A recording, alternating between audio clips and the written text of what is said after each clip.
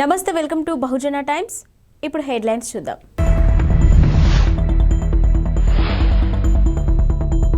దైవ దర్శనానికి వెళ్తున్న కుటుంబాన్ని చిదిమేసిన లారీ డ్రైవర్ నిద్రమత్తు.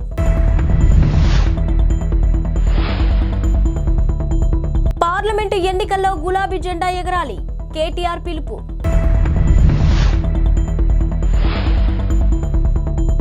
ఇండియాలో ఈ రోజు ఏడాదిలోనే సుదీర్ఘ రాత్రి, అతి తక్కువ పగలు. వేములవాడ రాజన్న దర్శనానికి వెళ్తున్న కుటుంబాన్ని లారీ డ్రైవర్ నిద్రమత్తు చిదిమేసింది. హన్మకొండ జిల్లా ఎల్కతుర్తి మండలం పెంచికల్పేట క్రాస్ రోడ్ వద్ద ఈ తెల్లవారుజామున జరిగిన ఘోర రోడ్డు ప్రమాదంలో 4 వ్యక్తులు అక్కడికక్కడే మృతి చెందారు. గాయపడిన మరో 3 వరంగల్ ఎంజీఎం ఆసుపత్రిలో చికిత్స పొందుతున్నారు. పూర్తి వివరాల్లోకి వెళ్తే ములుగు జిల్లా ఏటూరు నాగారానికి చెందిన అన్నదమ్ములైన కాంతయ్య, శంకర్ కుటుంబాలు వేములవాడ రాజరాజేశ్వర స్వామి దర్శనానికి కారులో బయలుదేరారు. అయితే తెల్లవారుజామున వీరు ప్రయాణిస్తున్న కారును పెంచికల్పేట వద్ద కరీంనగర్ వైపు నుంచి వస్తున్న లారీ అతివేగంగా ఢీకొట్టింది. ఆ వేగానికి కారు పక్కనే ఉన్న పొదల్లోకి వెళ్లిపోయింది. కారు నుజ్జునుజ్జైంది. ఇక తీవ్ర గాయాలతో కారులో చిక్కుకున్న వారు బయటకు వచ్చేందుకు చేసిన ప్రయత్నాలు విఫలమయ్యాయి. సమాచారం అందుకున్న పోలీసులు అక్కడికి చేరుకునేసరికి వారిలో 4 మృతి చెందారు.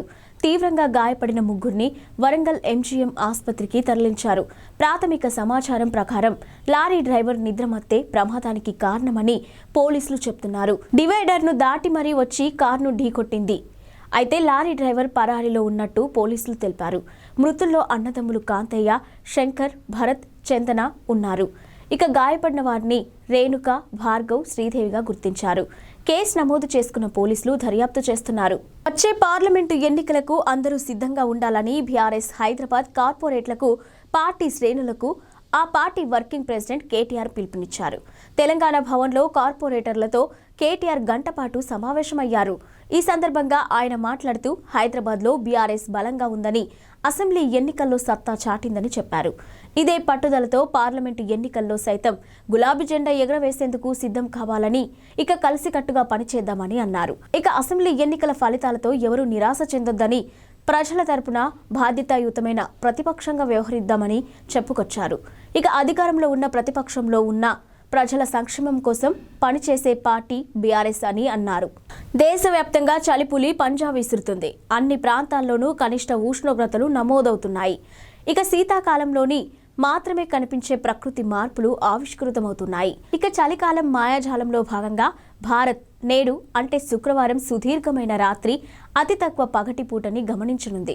సీజన్ మార్పులో భాగంగానే ప్రతి ఏడాది డిసెంబర్ 21 లేదా డిసెంబర్ 22న ఈ కాల పరివర్తన జరుగుతుంది. దీన్ని ఇంగ్లీష్లో వింటర్ సోలిస్టిక్ అని పిలుస్తారు.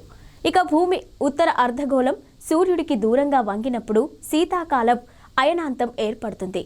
ఈ సమయంలో భూమి తన అక్షం మీద 23.4 డిగ్రీలు వంగుతుంది.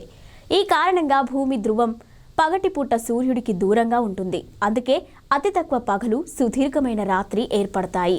ఈ మార్పు కారణంగానే డిసెంబర్ 22 శుక్రవారం నేడు భారత కాలమానం ప్రకారం ఉదయం 8:57 శీతాకాలపు అయనాంతం సంభవించింది. ఇక ఫలితంగా ఉత్తరార్ధగోళంలో అతి తక్కువ పగటిపూట సంభవిస్తుంది. దాదాపు 7:14 మాత్రమే పగటిపూట వెలుతురు ఉంటుంది.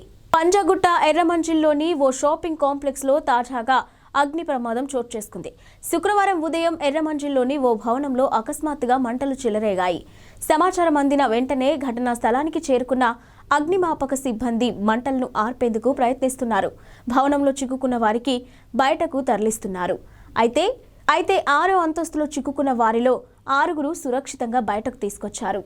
ఈ ప్రమాదానికి కారణం ఏమిటనేది ఇంకా తెలియరాలేదు. తిరుమలలో వైకుంఠ ద్వార దర్శనానికి అన్ని ఏర్పాట్లు పూర్తయ్యాయి. రేపటి నుంచి జనవరి 1 వరకు భక్తులకు వైకుంఠ ద్వార దర్శనానికి అనుమతించనున్నారు. తిరుపతి, తిరుమలలోని మొత్తం 9 ప్రాంతాల్లో 90 కౌంటర్ల ద్వారా టోకెన్లు జారీ చేస్తున్నారు. నేటి మధ్యాహ్నం నుంచి 2 గంటల నుండి దర్శనం టోకెన్లు జారీ చేయాలని నిర్ణయించగా భక్తులు పోటెత్తడంతో ముందుగానే టోకెన్ల జారీని మొదలుపెట్టారు. ఇక మొత్తం 4,23,500 టికెట్ల జారీని చేయనున్నారు. అయితే ఈ కార్యక్రమంలో భక్తుల సౌకర్యార్థం ప్రత్యేక క్యూ లైన్లు, పరిసరాల్లోనూ అత్యవసర సమయాల కోసం అంబులెన్స్లను ఏర్పాట్లు చేశారు. రేపు వైకుంఠ ఏకాదశిని పురస్కరించుకొని శనివారం వేకోజామున 1:45 నుంచి వైకుంఠ ద్వార దర్శనాన్ని ప్రారంభించనున్నారు.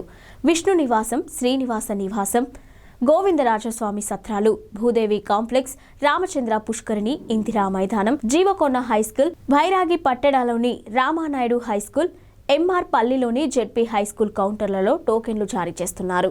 RRR సినిమాతో టాలీవుడ్ స్టార్ హీరోలు జూనియర్ ఎన్టీఆర్, రామ్ చరణ్ అంతర్జాతీయ స్థాయిలో ఖ్యాతిని గడించారు. ఈ సినిమా ద్వారా ఇరువురు పలు ఘనతలను సొంతం చేసుకున్నారు. ఇక జూనియర్ ఆర్టిస్ట్ ఆస్కార్ కమిటీలో స్థానం కూడా సంపాదించాడు. పలు ఇంటర్నేషనల్ మ్యాగజైన్స్ ఫ్రంట్ పేజీలపై కూడా మెరిశాడు. అయితే తాజాగా మరో ఘనతను సాధించాడు. ఏషియన్ వీక్లీ న్యూస్ మ్యాగజైన్కు బ్రిటన్లో ఎంతో పాపులారిటీ ఉంది. తాజాగా Asian weekly news eastern I 2023 పేరుతో టాప్ 50 ఏషియన్ స్టార్లను ప్రకటించింది. ఇందులో తారక్కు కూడా స్థానం దక్కింది. ఈ లిస్టులో తారక్ 25వ స్థానంలో ఉన్నాడు. తెలుగు ఇండస్ట్రీ నుంచి ఈ ఘనత సాధించిన ఏకైక నటుడిగా ఎన్టీఆర్ నిలిచాడు. సినిమాల విషయానికొస్తే తారక్ ప్రస్తుతం దేవరా అనే సినిమాలో నటిస్తున్నాడు. కొరటాల శివ దర్శకత్వం వహిస్తున్న ఈ చిత్రం భారీ స్థాయిలో తెరకెక్కుతుంది. ఈ చిత్రంలో జూనియర్ సరసన బాలీవుడ్ యంగ్ బ్యూటీ జాన్వీ కపూర్ నటిస్తుంది. విలన్ గా బాలీవుడ్ స్టార్ సైఫ్ అలీ ఖాన్ నటిస్తున్నారు. నిర్ణీత సమయానికి సరుకు డెలివరీ చేసేందుకు లారీ డ్రైవర్లు పడే శ్రమ అంతా ఇంతా కాదు.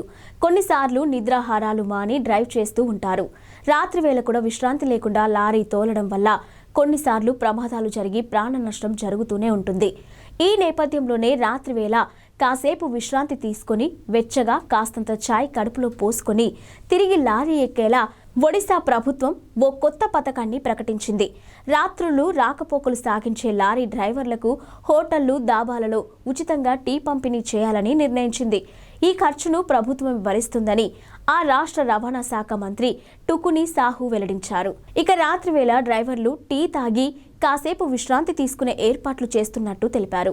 ఇక రాష్ట్రంలోని 30 జిల్లాల్లో లారీ టెర్మినల్లను నిర్మిస్తామని, వాటిలో డ్రైవర్లు నిద్రపోవటానికి, స్నానాలకు సౌకర్యాలు ఉంటాయని పేర్కొన్నారు. అక్కడ కూడా చాయ్, కాఫీ వంటివి అందుబాటులో ఉంటాయని మంత్రి వివరించారు. విండోస్ 10కు సపోర్ట్ నిలిపివేసేందుకు సాఫ్ట్వేర్ దిగ్గజం మైక్రోసాఫ్ట్ నిర్ణయించడంతో 24 కోట్ల కంప్యూటర్లు నిరుపయోగంగా మారే ప్రమాదం ఉందని కెనాలిస్ రీసెర్చ్ అనే సంస్థ తాజాగా పేర్కొంది. దీంతో 48 కోట్ల కిలోల ఈ వ్యర్థాలు పేరుకుపోవచ్చని హెచ్చరించింది. విండోస్ 10కు సపోర్ట్ నిలిచిపోయిన కంప్యూటర్లను మరికొన్నేళ్ల పాటు వాడే అవకాశం ఉన్నప్పటికీ సెక్యూరిటీ అప్డేట్స్ లేని పక్షంలో వీటికి డిమాండ్ ఉండదని పేర్కొంది. 2025 కల్లా విండోస్ 10కు సపోర్ట్ నిలిపివేయాలని మైక్రోసాఫ్ట్ లక్ష్యంగా పెట్టుకుంది. అయితే అక్టోబర్ 2028 వరకు విండోస్ 10 ఓఎస్కు సెక్యూరిటీ అప్డేట్స్ అందించాలని నిర్ణయించింది. వీటి వార్షిక ఫీజు ఎంత ఉండొచ్చనేది మాత్రం నిర్ణయించలేదు. గత అనుభవాల దృష్ట్యా సెక్యూరిటీ అప్డేట్స్కు వార్షిక ఫీజు చెల్లించడం కంటే కొత్త వాటి కొనుగోలు వైపు ప్రజలు మొగ్గు చూపే అవకాశం ఉందని కెనాలిస్ అంచనా వేస్తుంది. దీంతో పాత పీసీలు అనేకం ఈ వ్యర్థాలుగా ల్యాండ్ ఫిల్స్లో పోగుపడొచ్చని హెచ్చరించింది. అయితే కెనాలిస్ నివేదికపై మైక్రోసాఫ్ట్ ఇంకా స్పందించాల్సి ఉంది. ఏఐ సాంకేతికతను కొత్త తరం ఓఎస్లో ప్రవేశపెట్టేందుకు మైక్రోసాఫ్ట్ నిర్ణయించింది. దీంతో పీసీ అమ్మకాలు మరోసారి ఊపందుకుంటాయని భావిస్తున్నారు. దేశవ్యాప్తంగా కరోనా మళ్లీ కలకలం రేపుతుంది. ఇక పలు రాష్ట్రాల్లో కోవిడ్ కొత్త వేరియంట్ కేసులు నమోదవుతున్నాయి. తాజా వేరియంట్ చిన్నపిల్లలపై ప్రభావం చూపుతుంది. ఈ నేపథ్యంలో పిల్లల పట్ల తల్లిదండ్రులు పూర్తి జాగ్రత్తలు తీసుకోవాలని కేంద్ర వైద్య ఆరోగ్య శాఖ హెచ్చరించింది. తెలంగాణలో సైతం రోజు రోజుకు కేసుల సంఖ్య పెరుగుతుంది. ఇక హైదరాబాద్లోనూ 2 పిల్లలు కరోనా బారిన పడ్డారు. నగరంలోని నీలోఫర్ ఆసుపత్రిలో వీరి పరీక్షలు నిర్వహించగా కోవిడ్ నిర్ధారణ అయింది. అయితే తెలంగాణ వ్యాప్తంగా కొత్తగా మరో యాక్టివ్ కేసులు నమోదయ్యాయి. ప్రస్తుతం రాష్ట్రంలో 25 యాక్టివ్ కేసులు ఉన్నట్టుగా తెలుస్తుంది. ఉమ్మడి వరంగల్ జిల్లా ఘనపురం మండలం గాంధీనగర్కు చెందిన ఒక మహిళలో కొత్త వేరియంట్ లక్షణాలను వైద్యులు గుర్తించారు. వెంటనే ఆమెను వరంగల్ ఎంజీఎం ఆసుపత్రికి తరలించారు. ఆమె నుంచి శాంపిల్స్ సేకరించిన డాక్టర్లు టెస్టింగ్ కోసం పూణేలోని ల్యాబ్కు పంపించారు. ఎంజీఎం ఆసుపత్రిలో ప్రత్యేక కరోనా వార్డును ఏర్పాటు చేశారు. ఇక సిద్దిపేటలో కూడా ఒక కేసు నమోదైంది. కరోనా కేసుల సంఖ్య పెరుగుతూ ఉండటంతో అన్ని జిల్లాల ఆసుపత్రుల్లో కోవిడ్కు సంబంధించిన ప్రత్యేక ఏర్పాట్లు చేయాలని వైద్య అధికారులకు రాష్ట్ర ఆరోగ్య మంత్రి దామోదర్ రాజనరసింహ ఆదేశాలను జారీ చేశారు. కేసులు పెరుగుతున్న నేపథ్యంలో టెస్టింగ్ సెంటర్లను పెంచాల్సిన అవసరం ఉందని నిపుణులు చెబుతున్నారు. పార్లమెంటు నుంచి ఎంపీలను సస్పెండ్ చేయాలని నిరసిస్తూ ఇండియా కూటమి నేడు దేశవ్యాప్తంగా బంద్కు పిలుపునిచ్చింది.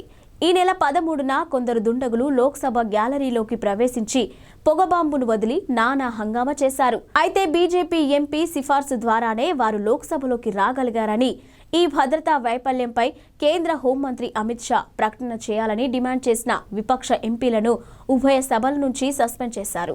ఇక పార్లమెంటు చరిత్రలోనే ఎన్నడూ లేని విధంగా ఏకంగా 146 మంది ఎంపీలను సస్పెండ్ చేసి బయటకు పంపారు.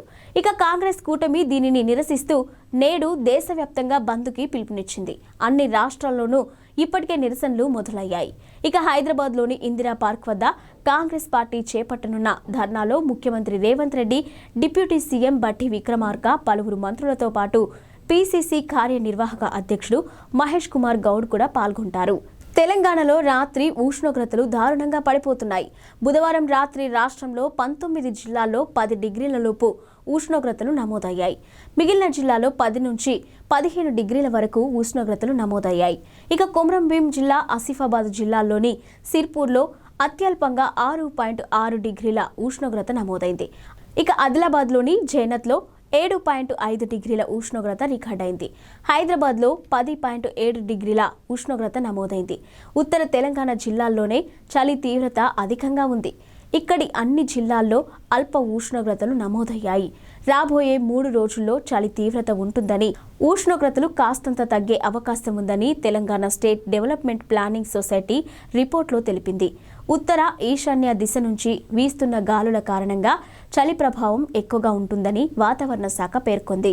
ఈ కాలంలో అనారోగ్య సమస్యలు తలెత్తే అవకాశం ఉండటంతో పిల్లలు, వృద్ధులు, గర్భిణులు తగిన జాగ్రత్తలు తీసుకోవాలని వైద్యులు సూచిస్తున్నారు.